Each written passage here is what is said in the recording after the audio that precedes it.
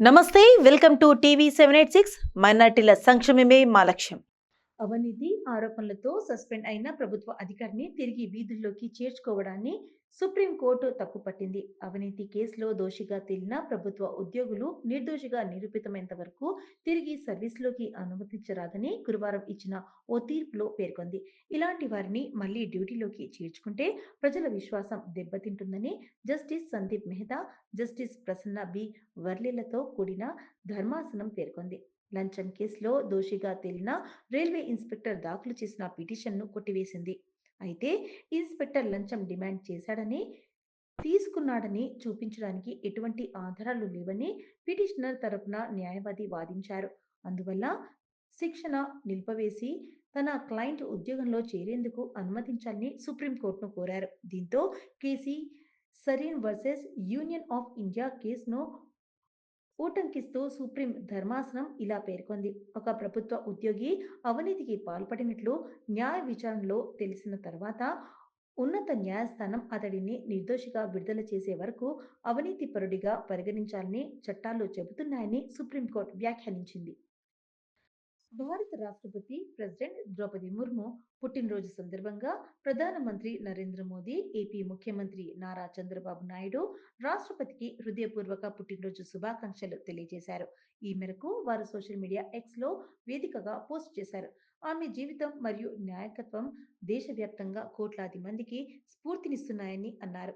ప్రజాసేవ, సామాజిక న్యాయం మరియు సమ్మిళిత అభివృద్ధి పట్ల ఆమె అంచెలంచెలైన నిబద్ధత అందరికీ ఆశ మరియు బలాన్ని ఇస్తుంది.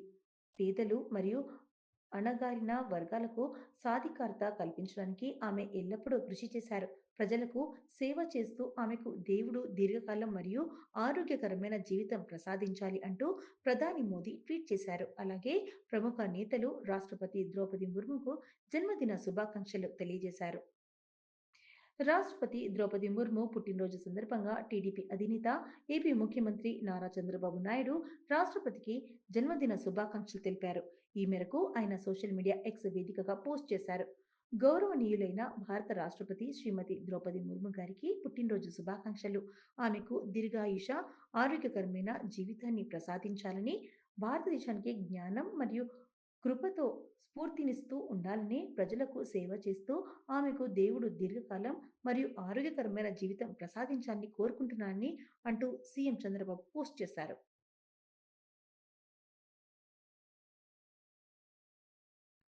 నారా భువనేశ్వరి పుట్టినరోజు సందర్భంగా టీడీపీ అధినేత, ఏపీ ముఖ్యమంత్రి నారా చంద్రబాబు నాయుడు సతీమణికి జన్మదిన శుభాకాంక్షలు తెలిపారు. ఈ మేరకు చంద్రబాబు ట్వీట్ చేశారు. భువనేశ్వరి, మీ ప్రేమ, బలం మా కుటుంబానికి పునాది. ప్రతి ఒడిదుడుకులలో మీరు నా పక్కనే ఉన్నారు. జీవితంలో నా భాగస్వామిగా మిమ్మల్ని పొందినందుకు నేను నిజంగా కృతజ్ఞుడను.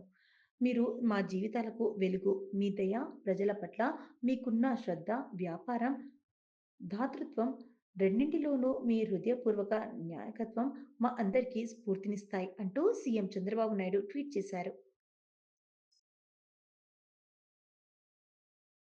మరోవైపు ఏపీ ఐటీ, విద్యాశాఖల మంత్రి నారా లోకేష్ కూడా తన మాతృమూర్తికి జన్మదిన శుభాకాంక్షలు తెలియజేశారు. సోషల్ మీడియా ఎక్స్ వేదికగా అమ్మకు జన్మదిన శుభాకాంక్షలు అంటూ పోస్ట్ చేశారు. అమ్మ ప్రేమ, దయ, మద్దతు తనకు పెద్ద బలం. నా మార్గదర్శి. ప్రజలకు సేవలు చేయడం, వ్యాపార చతురత, ప్రేమతో తమ జీవితాలను ప్రకాశవంతం చేసిన ఆమె ఎప్పుడూ సంతోషంగా, ఆరోగ్యంగా ఉండాలని కోరుకుంటూ నారా లోకేష్ పోస్ట్ చేశారు. లోకేష్‌తో పాటు ఆయన సతీమణి బ్రాహ్మిణి కుమారుడు దేవాంష్ కూడా భువనేశ్వరికి పుట్టినరోజు శుభాకాంక్షలు తెలియజేశారు.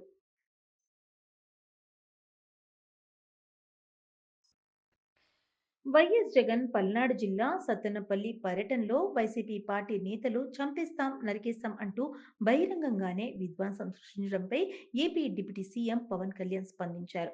అనుమతులు లేకుండా డీజేలు, ర్యాలీలు నిర్వహించడంతో పాటు నిబంధనలు తుంగలో తొక్కి ఇరువురు వ్యక్తులు మరణానికి కారణమైనందుకు ఇప్పటికే పోలీసులు చర్యలకు దిగారు. అల్లర్లకు కారణమైన వారిపై వరుసగా కేసులు నమోదు చేస్తున్నారు. ఈ నేపథ్యంలో అసాంఘిక శక్తులపై పోలీసులు కఠినంగా వ్యవహరించాలని ఉప ముఖ్యమంత్రి పవన్ పోలీసులకు ఆదేశమిచ్చారు.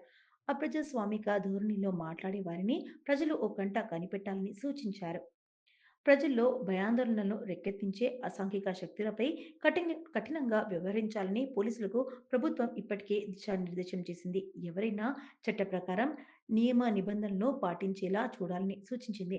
ఈ క్రమంలోనే ఉప ముఖ్యమంత్రి పవన్ కళ్యాణ్ కూడా స్పందించారు. కూటమి ప్రభుత్వం ఎట్టి పరిస్థితుల్లోనూ శాంతి భద్రతలకు విఘాతం కలిగించే వారిని ఉపేక్షించొద్దని, ఖచ్చితంగా అలాంటి వారిపై రౌడీ షీట్ల తెర్చి అసాంఘిక శక్తులను అదుపు చేస్తామని అన్నారు. అశాంతిని, అభద్రతను కలిగించే వారికి మద్దతుగా అప్రజాస్వామిక ధోరణిలో మాట్లాడుతున్న వారి పట్ల కూడా ప్రజలు అప్రమత్తంగా ఉండాలని సూచించారు. భారత రాష్ట్రపతి ద్రౌపది ముర్ము వేదికపైనే భావోద్వేగానికి గురయ్యారు. కంటతడి పెట్టారు. రాష్ట్రపతి 67వ పుట్టినరోజు సందర్భంగా డెహ్రాడూన్‌లో జరిగిన కార్యక్రమంలో పలువురు అంధ విద్యార్థులు ఆమెకు శుభాకాంక్షలు తెలుపుతూ గీతాలు ఆలపించారు. ఈ క్రమంలోనే ద్రౌపది ముర్ము భావోద్వేగానికి లోనయ్యారు. ఇందుకు సంబంధించిన వీడియో ఇప్పుడు వైరల్ అవుతుంది.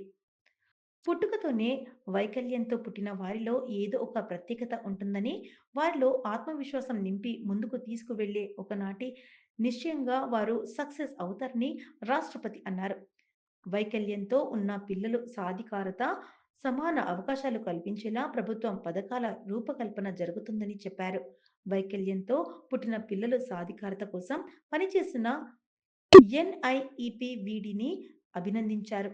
Uttarakhand governor lieutenant general Gurmeet Singh, ముఖ్యమంత్రి పుష్కర్ సింగ్ ధామీ తదితరులు ఈ కార్యక్రమంలో పాల్గొన్నారు.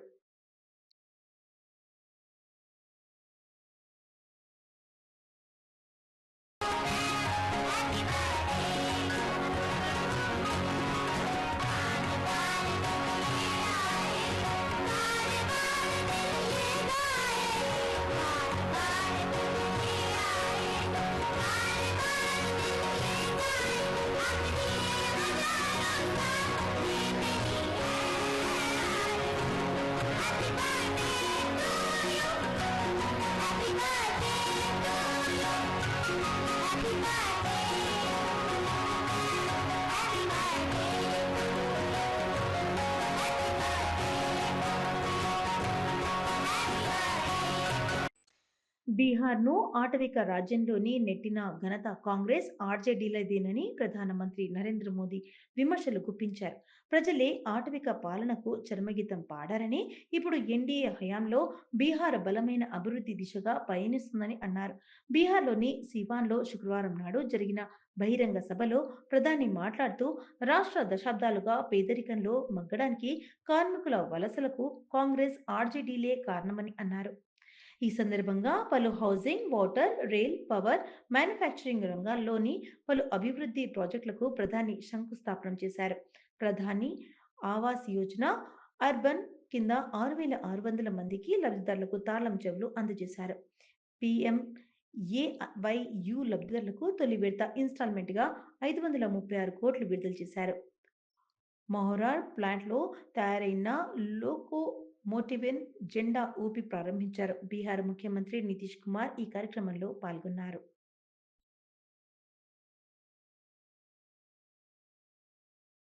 साथियों, देश में सबको आगे बढ़ने के अवसर मिले, किसी के साथ भी भेदभाव न हो, ये हमारे संविधान की भावना है। हम भी इसी भाव से कहते हैं, सबका साथ, सबका विकास। लेकिन लालटेन और पंजे वाले कहते हैं, परिवार का साथ, परिवार का विकास। हम कहते हैं सबका साथ, सबका विकास। वो कहते हैं परिवार का साथ, परिवार का विकास। इनकी राजनीति का कुल जमा निचोड़ यही है, अपने अपने परिवारों के हित के लिए ये देश के बिहार के करोड़ों परिवारों का अहित करने से भी नहीं चूकते हैं। खुद बाबा साहब आंबेडकर भी इस प्रकार की राजनीति के बिल्कुल खिलाफ थे। इसलिए लोग कदम कदम पर बाबा साहब का अपमान करते हैं। अभी पूरे देश ने देखा है कि आरजेडी वालों ने बाबा साहेब की तस्वीर के साथ क्या व्यवहार किया। मैं देख रहा था बिहार में पोस्टर लगे हैं कि बाबा साहब के अपमान पर माफी मांगो, लेकिन मैं जानता हूं ये लोग कभी माफी नहीं मांगेंगे, क्योंकि इन लोगों के मन में दलित, महादलित, पिछड़े, अति पिछड़े के प्रति कोई सम्मान नहीं है। आरजेडी और कांग्रेस बाबा साहब आंबेडकर की तस्वीर को पैरों में रखती है, जबकि मोदी बाबा साहब आंबेडकर को अपने दिल में रखता है। बाबा साहब का अपमान करके ये लोग खुद को बाबा साहब से भी बड़ा दिखाना चाहते हैं। बिहार के लोग बाबा साहब का ये अपमान कभी नहीं भूलेंगे।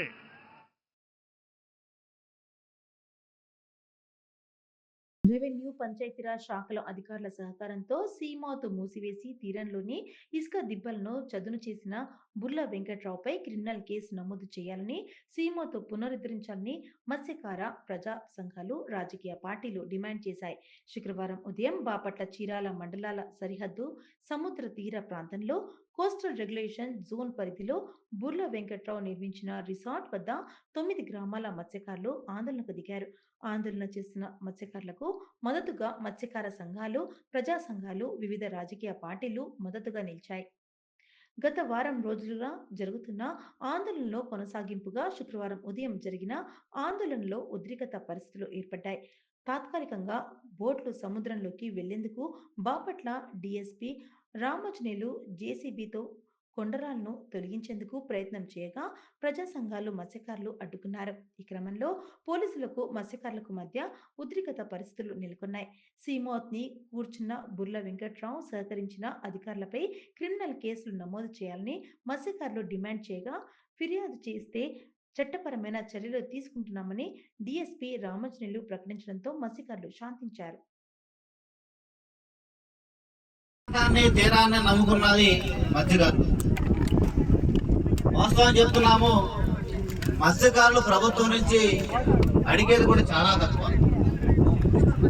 అన్ని చేతుల వాళ్ళే మాకు సముద్ర జలాలను కలుషితం కాకుండా, సముద్ర జలాలను కలుషితం చేయకుండా మాకు మంచి వేట జరిగిన దానికి మాకు వేట మార్కెటింగ్ వసతులు కలిపితే మాకు ప్రభుత్వం నుంచి పెద్ద వచ్చే రాయితీలు కూడా మాకు అవసరం లేదు. డీజిల్ సబ్సిడీ కానీ వీళ్ళు కానీ వీళ్ళు ప్రభుత్వం ఈ పెట్టుబడిదారులతో కొమ్మక్కయ్యి వ్యర్థ జలాలు మొత్తం కూడా సముద్రంలోకి, నదుల్లోకి వదలడం వల్ల మేము 4-5 కిలోమీటర్లకి, లేకపోతే ఈ పరపొట్లో మేము వేటేసుకుని బతికే వాళ్ళు ఇవాళ పరపొట్లో వేటలేదు. ఇవి ఇప్పుడు అప్డేట్స్. మరిన్ని అప్డేట్స్ కోసం స్టే ట్యూన్డ్ విత్ TV 786.